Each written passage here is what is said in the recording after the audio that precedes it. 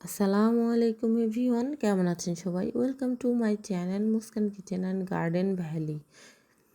তো আজকে শেয়ার করতেছি দই বেগুন। এই দই বেগুন এত মজার একটা দই বেগুন, বাসায় ট্রাই না করলে বুঝতে পারবেন না। এই দই বেগুন হলে মাছ মাংস কিছুই লাগবে না।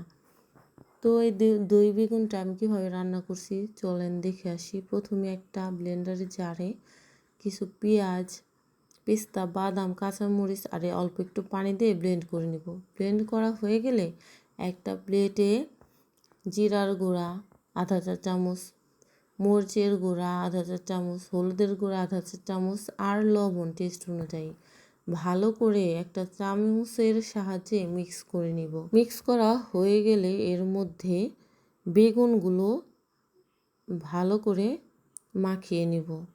সবগুলো বেগুন আমি এক এক করে ভালো করে মাখিয়ে নিব। দেখতে পাচ্ছেন আমি কোন প্রসেসে করে নিতেছি। সবগুলো বেগুন আমার মাখানো শেষ। এখন একটা প্যান বসিয়ে দিয়ে এর মধ্যে তেল দিয়ে দেব। তেলটা গরম হয়ে আসলে এর মধ্যে কিছু পেঁয়াজ দিয়ে পেস্তা করে উঠিয়ে নিব। তো পেস্তা করা হয়ে গেছে, এখন আমি উঠিয়ে নেব।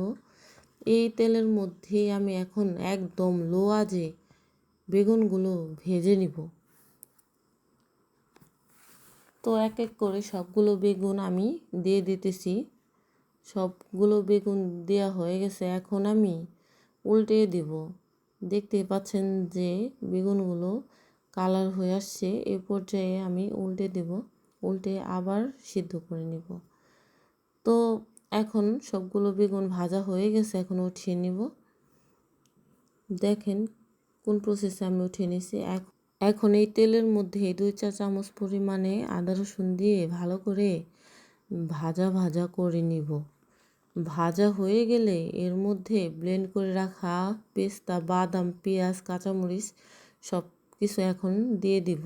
দিয়ে ভালো করে নেড়ে চেড়ে নিব। এখন এর মধ্যে টক দই নিয়ে নিলাম একটা বাটিতে। টক দইয়ের মধ্যে 1 চামচ চিনি, 1 চামচ গুঁড়া দুধ দিয়ে ভালো করে মিক্স করে নিব। মিক্স করে নিয়ে এখন এর মধ্যে ঢেলে দেব। ঢেলে ভালো করে নেড়ে চেড়ে মিশিয়ে নিব। দেখতেই পাচ্ছেন আমি কোন প্রসেসে করে নিতেছি।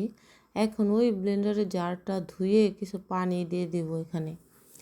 এখন এর মধ্যে 1 চা চামচ ঝালমরিচের গুঁড়া দিয়ে দেব। দিয়ে ভালো করে নেড়ে চেড়ে মিশিয়ে নিব। এখন দিয়ে দেব টেস্ট অনুযায়ী লবণ। লবণটা দিয়ে এর মধ্যে ওই ভেজে রাখা পেস্তাটা দিয়ে দেব উপর দিয়ে। পেস্তাটা দিয়ে এগুলো ভালো করে এখন কষিয়ে নিব নেড়ে চেড়ে।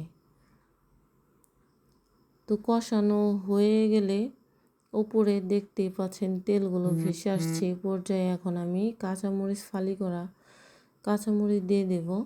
কাঁচামরিচটা দেওয়া হয়ে গেলে এর মধ্যে আরেকটু সামান্য পানি অ্যাড করে দিয়েছি আমি। এখন আরেকটু ভালো করে কষিয়ে নিব।